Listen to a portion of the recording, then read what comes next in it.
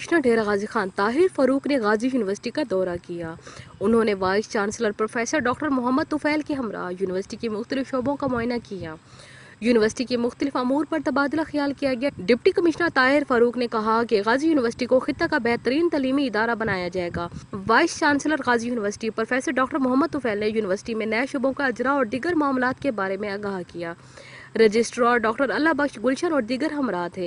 इसके अलावा deputy commissioner Tahir Farooq model कब्रिस्तान की जगह का भी दौरा किया और तमीराती काम का जायजा लिया।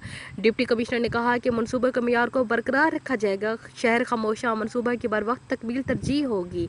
डिप्टी कमिश्नर ने मुआयना के दौरान बताया कि मौजा कोटला सिखानी में 400 कनाल पर शहर खामोशा तमीर किया जा रहा है।